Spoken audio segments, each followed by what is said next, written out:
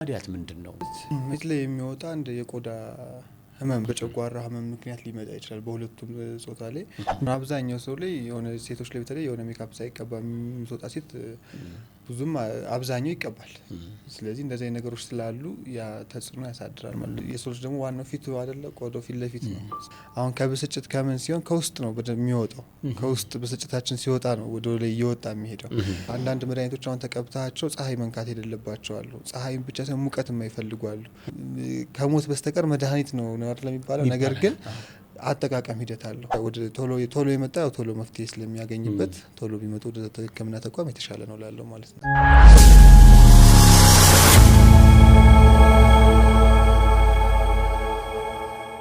ሰላማችሁ ይብዛ፣ ቸር አይለፋችሁ። እንደምን ሰንብታችኋል? ከእናት የባህል ሕክምና ማዕከል ዛሬም ለየት ያለ ነገር ይዘን መጥተናል። በተለይ ወንዶችም ሴቶችም የሚጠቁበት በተለይ ደግሞ ሴቶች በብዛት ችግር የሆነባቸውን የማዲያት ጉዳይ ነግራችኋለን። መፍትሄ አለው፣ አትጨነቁ።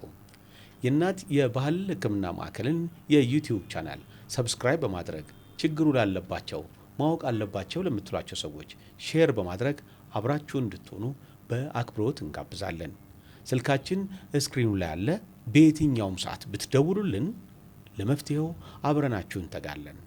ሐኪም ሙራድ በተለይ ከሕክምናው ጋር በተገናኘ ያሉትን ጉዳዮች ከማንሳቱ በፊት ማዲያት ምንድነው? በምን ምክንያት ሊከሰት ይችላል? የእድሜ ጣሪያ ያለው? ወሰንስ?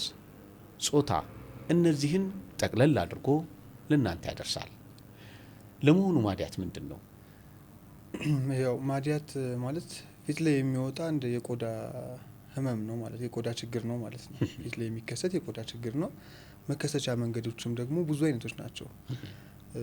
አብዛኛው ወንዶች ላይ ያው በፀሐይ ተጋላጭ የሆኑ ወንዶችም ላይ ሴቶችም ላይ ይከሰታል። በጨጓራ ህመም ምክንያት ሊመጣ ይችላል በሁለቱም ጾታ ላይ።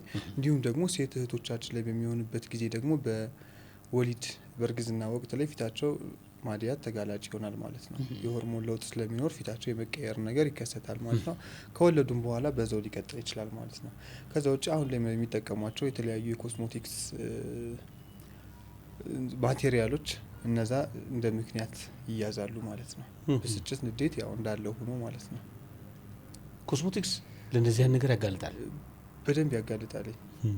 ለምን አሁን አብዛኛው ሰው ላይ የሆነ ሴቶች ላይ በተለይ የሆነ ሜካፕ ሳይቀባ የምትወጣ ሴት ብዙም አብዛኛው ይቀባል።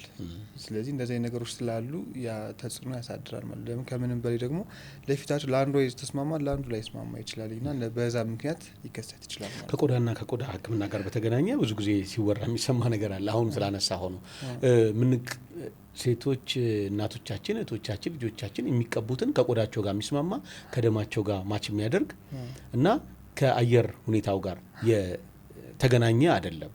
ሌሎቹ የተቀቡትን አይነት ነው በመቀባት። ስለዚህ ያ ደግሞ ቆዳ ላይ ችግር ያመጣል። አንዱ ማዲያት ነው እያልከኝ ነው።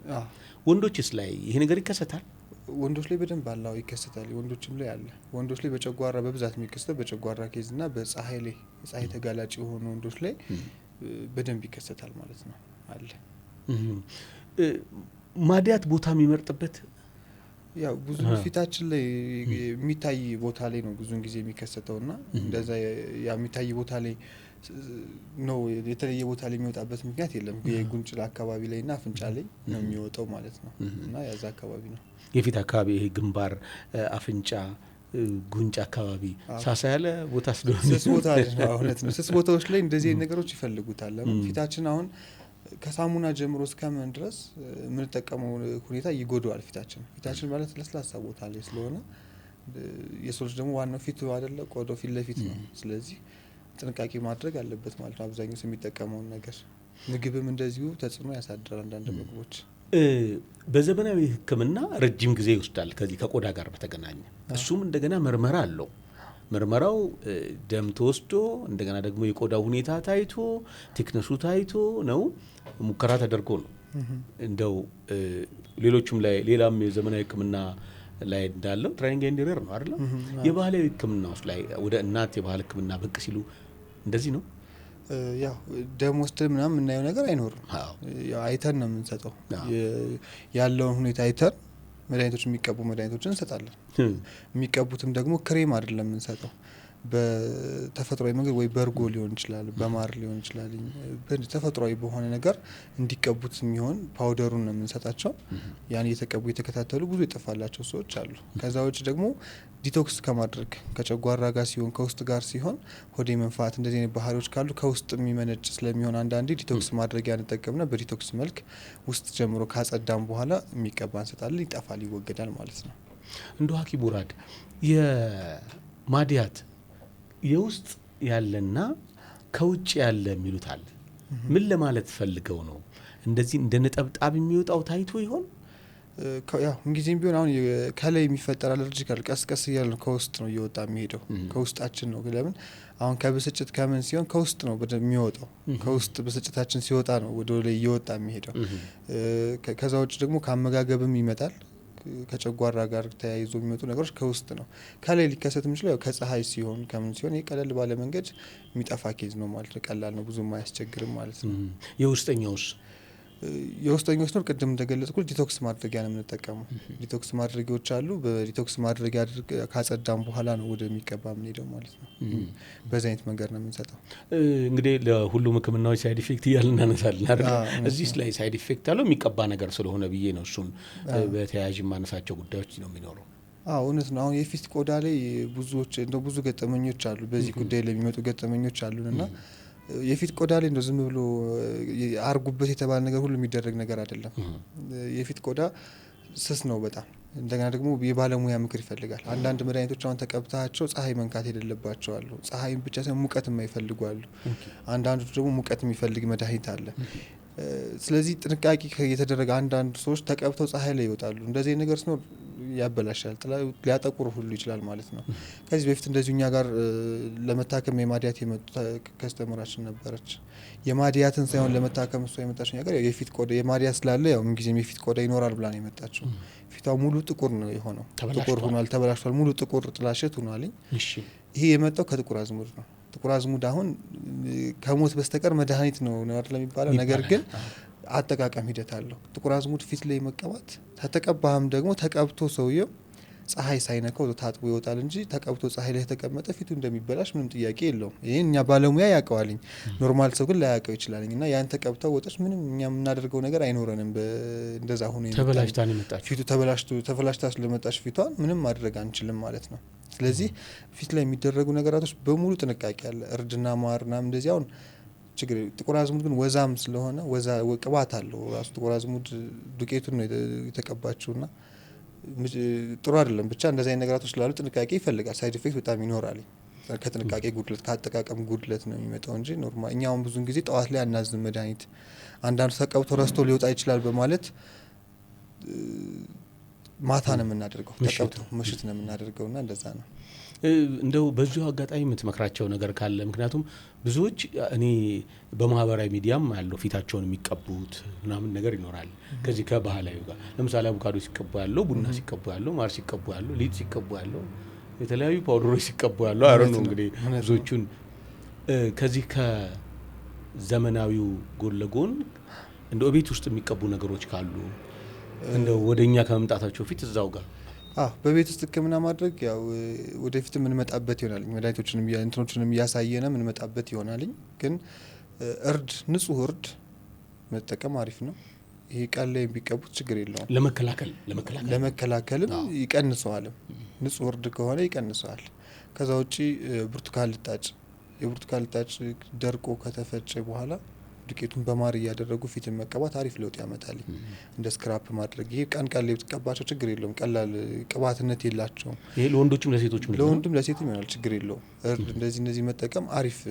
ከዛ ውጭ ያሉ ነገር ቅባታማ የሆነ ነገር ላይ ግን ቡና ራሱ ተቀብቶ መውጣቱ አይመከርም። ቅባትነት አለው ቡና ብትጨምቀው ዘይት ይሰጣል። ስለዚህ አይመከርም። ፀሐይ ላይ ተቀብቶ መቀመጥ ቡናን ጭራሽ አይሆንም። ለማታ ተቀብቶ ወዲያውኑ ከ4 ሰዓት ያህል ፊት ላይ ከቆየ በቂ ነው። ከዛ በኋላ መታጠብ ማለት ነው። እንግዲህ ከዚህ ከቆዳ ሕክምና ጋር በተገናኘ ወዛም የሆነ ቆዳና ደረቅ ቆዳ ያላቸው ሰዎች አሉ። ለዛ ሕክምና ደግሞ ይኖረዋል። ግን የሚከለከሉት ምግብ ይኖር ይሆን? ከዚህ ከማድያት ጋር በተገናኘ እነዚህ ወዛሞቹ ይሄን ባይበሉት፣ ደረቅ ቆዳ ያላቸው ደግሞ ይሄን ባያደርጉት የሚባል ምግብ ላይ እስካሁን ይሄን ብለን የምንከለክለው ነገር የለም። ምግብ ላይ የሚቀቡ ነገራቶች ላይ ነው ትኩረታችን የምናደርገው። ምግብ ላይ ያን ያህል ብዙም ተጽዕኖ አያሳድርም። ችግር የለበትም። ችግር የለውም ያን ያህል። ማዲያት ረጅም ጊዜ ከቆየ በኋላና በአጭር ጊዜ መጥቶ ወደ ሕክምና መምጣት ለማዳን ያለው ዲፈረንስ እንደው እሱን ብታነሳው። ቶሎ የመጣውን ለማዳን ይቀላል። ለምን? አንደኛ በብዙ መድኃኒቶች ያልተሞከረ ነው። ብዙ ፊታችን ላይ የምናደርጋቸው ነገሮች በበዙ ቁጥር ፊታችን እየሳሳ ነው የሚሄደው። የመቀበል ሂደት አቅም ላይኖረው ይችላል እና የመጥፋት እድል የሚኖረው ቶሎ የመጥፋት እድል አለው። የቆየ ከሆነና በብዙ ነገር የተሞከረ ከሆነ ደግሞ ጊዜ ይወስዳል ማለት ነው። ህጻናት ላይ ይወጣል ማዲያት? ያን ያህል ህጻናቶች ላይ ብዙን ጊዜ አይከሰትም። ብዙን ጊዜ ህጻናቶች ትላልቅ ሰዎች ላይ ነው የሚከሰተው። በቆዳ ላይ ጥቋቁር ሆነው ከፍ የሚሉ አሉ። ከእድሜ ከፍታ የሚመጡ ማዲያት ውስጥ የሚካተቱ ናቸው። እነሱ በማዲያት አይካተቱም። እንደ ባህል ሕክምና መድኃኒት የላቸውም። እንደኛ ተቋም ውስጥ መድኃኒት የላቸውም። ያው በራስ ትሪት ማድረግና በራስ ለማጥፋት መሞከር ነው፣ እንዲቀንስ ለማድረግ ነው እንጂ ማጥፋት አንችልም። ማጥፋት እሱ የለንም። እንግዲህ በስተመጨረሻ ግን ከዚህ ከማዲያት ጋር በተገናኘ ሊጠነቀቁ የሚገቧቸውን ነገሮችና ቶሎ ደግሞ ወደ ባህል ሕክምና ማዕከላችን ሲመጡ መከተል ያለባቸውን ፕሮሲጀር እናገርና እናብቃ። ጥሩ እሺ። ወደ መጠንቀቅ ያለባቸው ቅድም እንዳልኩት ቅባታማ የሆኑ ለፊት የሚደረጉ ነገሮች ማንኛውን ነገር አለመጠቀም አንዱ ትልቅ እንትን ነው። ከዛ ውጪ እንደዚህ የማዲያት ነገር በተከሰተበት ሰዓት ላይ ወደ ሕክምና ተቋም መሄድ አስፈላጊ ነው። ከነ እርድ ምናምን ውጪ ፊት ላይ አለማድረግ ነው። እንደዚህ በተደረገ ቁጥር ፊት እየሳሳ ስለሚመጣ አይመከርም። ቶሎ ወደ ሕክምና ተቋም መሄድ አስፈላጊ ነገር ነው። ከዛ ውጪ ቶሎ የመጣ ቶሎ መፍትሄ ስለሚያገኝበት ቶሎ ቢመጡ ወደ ሕክምና ተቋም የተሻለ ነው ላለው ማለት ነው። አትታሙ። ከታመማችሁ ግን ወደኛ ብቅ በሉ። በተለይ ከቆዳ ጋር የተገናኙ ጉዳዮች ላይ በሰፊው እንሰራለን። እባካችሁ ምን መክራቸውን ስሙ። ፊታችሁን ምንም ነገር አትቀቡ። ሆኖም ከሆነ ግን እኛን ደውሉልን።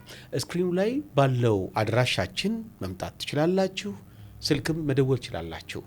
ይህንን ገጽ ደግሞ ሰብስክራይብ በማድረግ ሼር በማድረግ ሌሎች እንዲያገኙት እንዲጋሩት አድርጉ። አብራችሁን ስለነበራችሁ እጅግ አድርገን እናመሰግናለን። መልካም